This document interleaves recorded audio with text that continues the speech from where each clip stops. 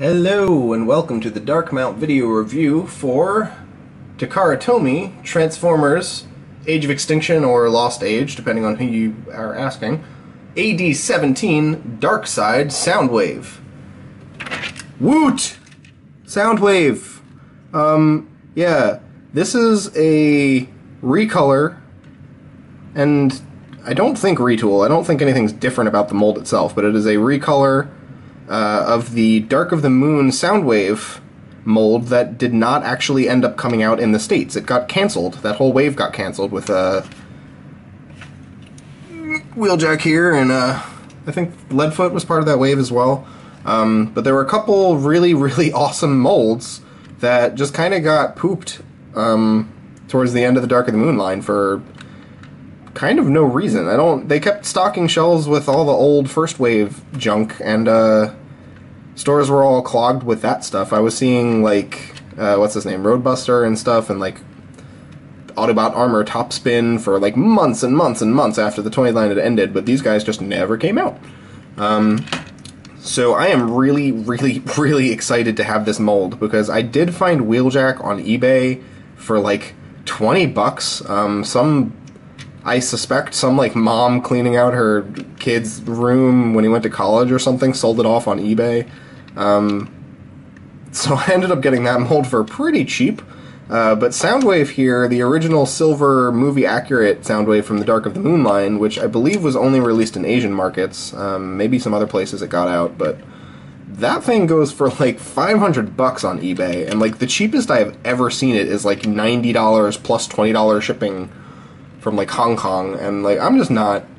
I love Transformers, guys, but this is a great mold. I'm not paying $100 for a deluxe movie figure. That's just crazy. So the fact that I could pick this thing up for like 17 bucks is awesome. So thank you, Takara for getting this mold into my hands. You guys are awesome. Now that my Gush Love Fest is over, he is a repaint of the Dark of the Moon Soundwave mold. Although he is in some very Sound Blaster-esque colors. He's a black with kind of a very light tealish gray, kind of like, I don't even know, honeycomb-esque design on there. I don't know exactly what it's supposed to be, but it looks neat. And he has this really menacing giant black Decepticon logo on there, which is he just looks fantastic. He's a really good-looking figure. I know it is not at all movie-accurate, but since it came out in the Age of Extinction line, I'm going to pretend that this is like Soundwave after he wasn't actually dead and he came back as Sound Blaster and just didn't show up on screen at all, and he was off doing his own Sound Blastery type stuff. I don't really care. I would prefer the movie accurate silver, but even the original mold had like a terrible gray drab paint job that it was barely even painted. It was just ugly gray plastic.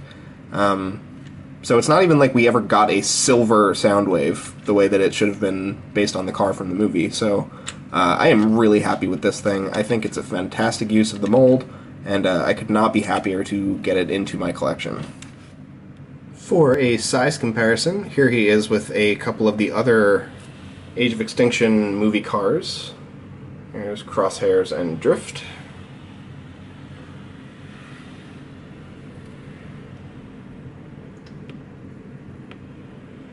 So, as with most of the movie cars, they're all like weirdly scaled, where they're not exactly right for each other, but they're in the general area. Crosshairs is kind of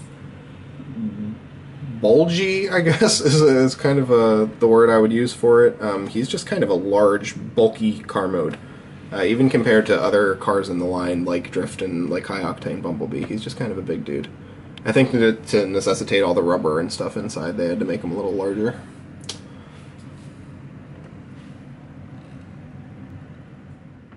Transforming Senior Soundwave here is not complicated per se, but it is a little bit more complex than your average Transformer in Dark of the Moon. You need to kind of separate these back parts from the middle section here, which is kind of difficult to do. And then you need to kind of loosely untab everything. There's a lot of stuff that pigs into a lot of other stuff here.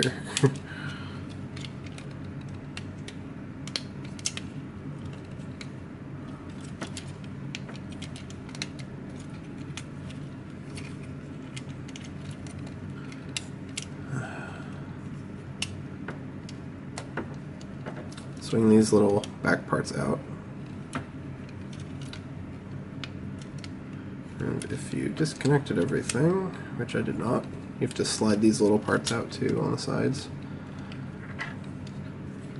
Now, if I disconnected everything properly, which I think I did, having these little parts out here will allow you to kind of scoot this whole part forward and rotate this entire thing down and around like that until it's straight out. And from this angle,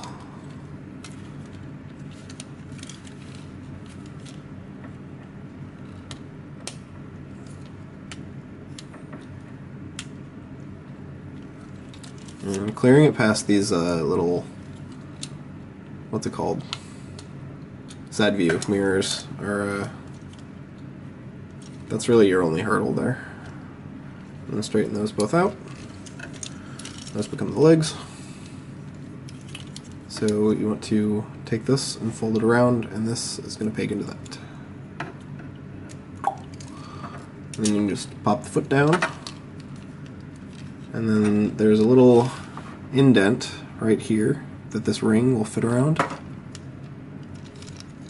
and kind of clip into. And you can do that on both sides. Fold this around, plug it in, and pop the foot down. And those are the legs. I'm coming up to the top part. This is all very, very fiddly. I give you fair warning. These little bits are part of the arms. So again, you just want to loosen all of this stuff up as much as you can. And once you can fold this down, that will allow you to kind of fold this whole hood up out of your way, which gives you a lot more room to work around. And then this part is super fun. You have to get the arms out of your way, unfold this fake chest from within the torso, folds up into there like that, unfold that,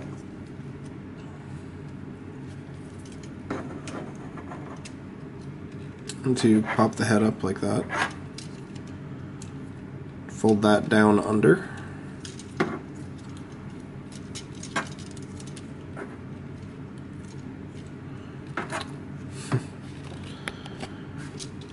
and then maneuver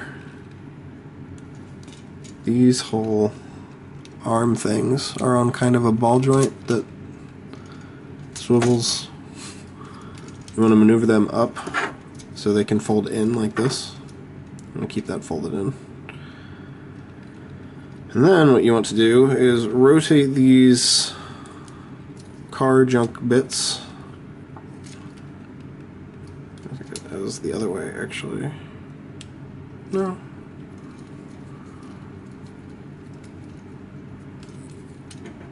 Yeah.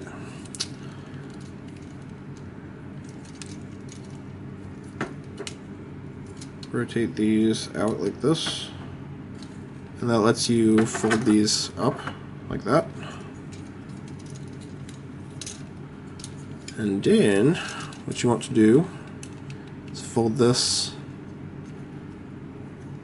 in, and the hole right there will peg in with this little chest piece. If you lined everything up right. There we go. And this back part will lift up like that. And this will kind of fold down. Actually, I think you put that underneath the back part.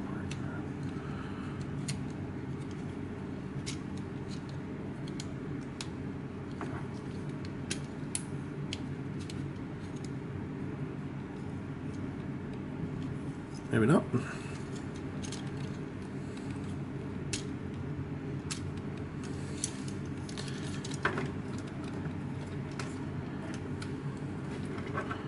And the arms, these little panels, well, first off, you want to straighten these out, so that's not all in your way.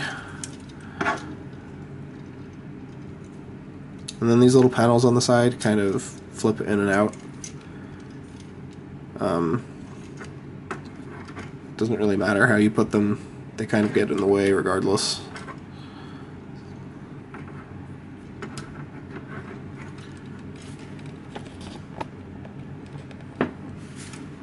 And there you have Darkside Soundwave in his robot mode, which is very, very dark. I don't even know if my camera's going to pick him up because he's like mostly solid black plastic.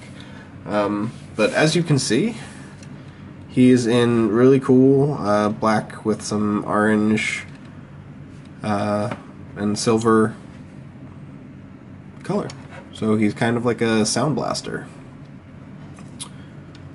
At least the homage is there.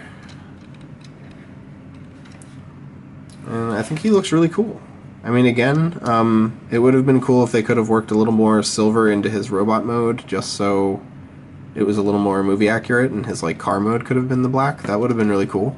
But I really don't mind this. I think it's really nice. I'm really happy to have this mold, and it looks really cool. For articulation, he's got a lot of kibble up here, so it's actually kind of impressive how much articulation you can get, because they did a decent job at putting things like this swivel in here that allows you to kind of maneuver around into different poses. So there is a lot of kibble, there is stuff that'll hit into other stuff, but if you maneuver around, it's really not hard to do pretty much whatever you want. His arm has a swivel above the elbow, and then there's a peg, and then a ball joint. So it's like a peg ball joint double. I don't know, it's weird, but it's very expressive. And then he has hand articulation. These little side panels, just like they did in the original, do pull out, although they're very stiff for some reason. They do pull out more than this. I'm not going to force it, but I never really understood what the point of that was anyway. It looks silly. But I just know a couple other people said that they couldn't get theirs to work on this use of the mold, but it definitely does. It's just like really hard to do. Kind of have to force it. You're not getting any waist articulation, unfortunately, just due to the way it transforms. You have ball joints in the hips, upper leg rotation, and then kind of a giant pin knee that has relatively expressive range. And then, I guess you kind of technically have foot articulation, but it locks into place down here.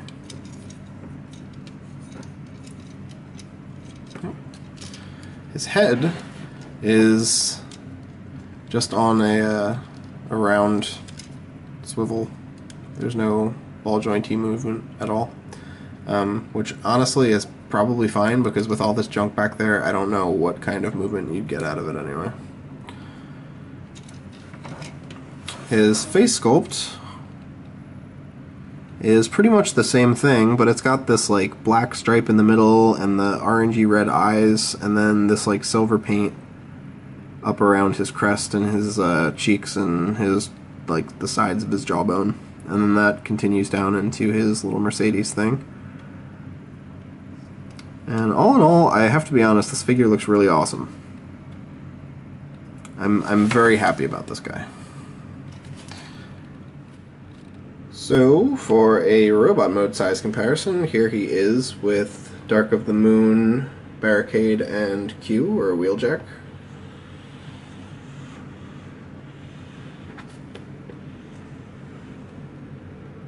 So he fits in really nicely. I'm definitely going to be displaying him with my first movie trilogy guys versus with my Age of Extinction. I'm also doing the same with Dino, just because the aesthetic of the first movie is pretty drastically different than the new movie. So, plus he was not in the new movie, which is a much shorter answer. But yeah, he looks really good. He fits in well with these guys, and I think he's going to fit in really well on my movie shelf. All things considered, I'm pretty sure Darkwave, or Darkside, whatever, Darkside Soundwave, Sound Blaster, he's just a really awesome figure. If you don't have this mold, you should buy this. Unless you are like a obsessive movie purist and you need it to be silver. But even then, at that point, it would still be cheaper for you to buy one of these and like paint it silver, because the original mold is just going to get more expensive, and it's already like you could buy Hercules or like Uranus for the same price as buying this, which is just insane. This is just great. It's a good figure. It's solidly built. I don't own the first mold, so I can't say if there's any mold decay, but I think it's actually the opposite, because things like this that actually clip in, as far as I know, and from a couple video reviews that I've watched, the original Dark of the Moon release didn't like work properly on a lot, and they kind of flopped around and fell out, and they clip in very solidly. So that's really nice. It does still have this pull-out mechanism up here. I know a couple of people have had trouble, but like I said, I think it's just really tight. I don't know if there's like paint in there or what. But I got this one out once or twice, and I got this one out like a tiny bit, but for me, it's not worth forcing. I don't think it's going to break. They're pretty sturdy, and they're like giant metal pins in there that slide. So I don't think it's going to like snap off, but I don't really feel like risking it at all. I like the face sculpt. It's the same thing as the other one, I guess. It's very Decepticon-y. It kind of almost reminds me of Tarn for some reason from the IDW comics. So that's kind of cool. But, yep. He's a great figure. I could just kind of gush about him for a while. I really don't have any complaints. Can't really think of any. I mean, this shoulder thing transformation is a little complicated, and he's a little fiddly when you're transforming him, but as I've said in a couple other reviews, I like more complicated Transformers, and he isn't like annoying to me. He's just kind of more fiddly in terms of like having to get stuff past other stuff and having lots of little tiny moving parts, which I'm down with. So he does it for me. He's a good figure. I'm happy to have him. He's definitely worth buying, I believe. Obviously, the final choice is up to you, but if you do choose to get this guy, I do not think you will be disappointed at all.